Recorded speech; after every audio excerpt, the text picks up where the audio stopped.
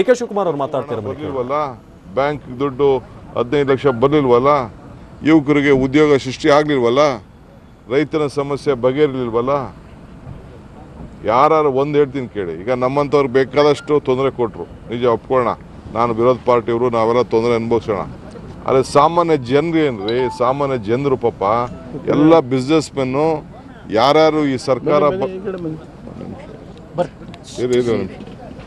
ಯಾರ್ಯಾರು ಈ ಸರ್ಕಾರ ತರಬೇಕು ಅಂತೇಳಿ ತಂದ್ರು, ಯಾರು ಜನ ಓಟ್ ಹಾಕಿದ್ರು, ಎಲ್ಲ ರೈತರು, ಯುವಕರು ಮತ್ತು ಎಲ್ಲ ಬಿಸ್ನೆಸ್ ಮೆನ್ನು, ಸಣ್ಣ ಸಣ್ಣ ವರ್ತಕರು ಎಲ್ಲ ಕೂಡ ಎಲ್ಲ ನರಳ್ತಾ ಇದ್ದಾರಲ್ರಿ. ಅವ್ರ ಆತ್ಮಸಾಕ್ಷಿನ ಮುಟ್ಕೊಂಡು ಎಲ್ಲ ರೈತರು ಇವತ್ತು ಸಾಯಂಕಾಲದ ಮೇಲೆ ಏನಪ್ಪ ಈ ಸರ್ಕಾರ ಬಂದ ಮೇಲೆ ಎಲ್ಲ ಬಿಸ್ನೆಸ್ ಮೆನ್, ಚಿಕ್ಕ ಬಿಸ್ನೆಸ್ ಮೇಲೆ ದೊಡ್ಡ ಬಿಸ್ನೆಸ್ ಮೆನ್ ಇರಲಿ, ಒಂದು 8 ಜನ ಬಿಟ್ಟರೆ ಎಲ್ಲರೂ ಕೂಡ ಇದನ್ನು ಅವರ ಆತ್ಮ ಮುಟ್ಕೊಂಡು ನೋಡಲಿ.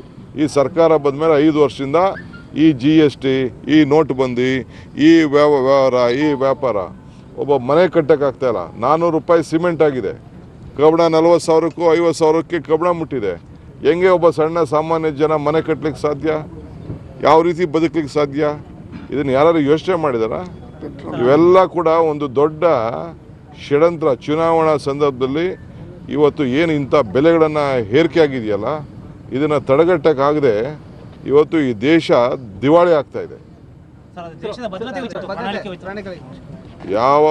ಹೇಳ್ತೀನಿ ಕೇಳಿ, ಕಾಂಗ್ರೆಸ್ ಪಕ್ಷ ಈ ದೇಶನ ಯಾವ ರೀತಿ ಕಟ್ಟಬೇಕು ಅನ್ನೋದು ಗೊತ್ತಿದೆ.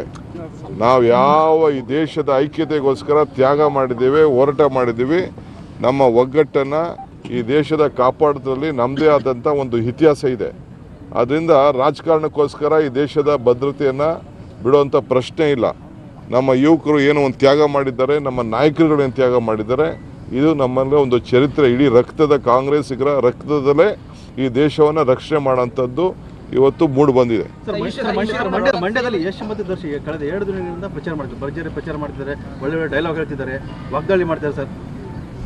ನೋಡಪ್ಪ, ಪಾಪ ಯುವಕರು ಚುನಾವಣಾ ಪ್ರಜಾಪ್ರಭುತ್ವ ವ್ಯವಸ್ಥೆಯಲ್ಲಿ ಏನು ಬೇಕಾದ್ರೂ ಅವರು ಕೆಲಸ ಮಾಡಲಿ, ನಮ್ಮದೇನು ಅಭ್ಯಂತರ ಇಲ್ಲ.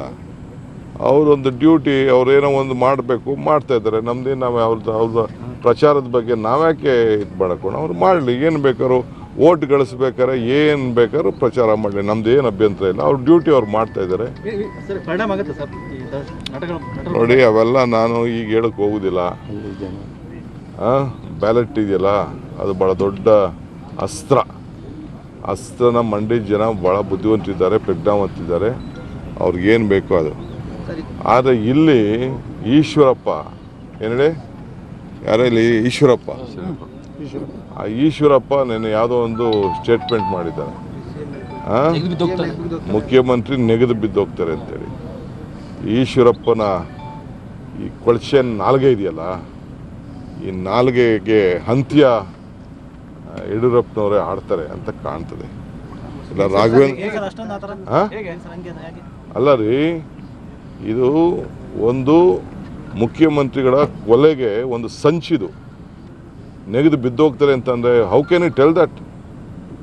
ಇದು ಸಂಸ್ಕೃತಿನ, ಈ ದೇಶದ ಸಂಸ್ಕೃತಿನ, BJP ಸಂಸ್ಕೃತಿನ, ಇದನ್ನ ಹೆಂಗೆ ಈ ರೀತಿ ಒಬ್ಬ RSS ಸಂಸ್ಕೃತಿನ, ಧರ್ಮದ ಬಗ್ಗೆ ಈ ಅವರ ಆಚಾರ ವಿಚಾರ ಅವ್ರ ನಾಲ್ಗೆಯಲ್ಲಿ ಪ್ರಚಾರ ಆಗ್ತಾ ಇದೆ.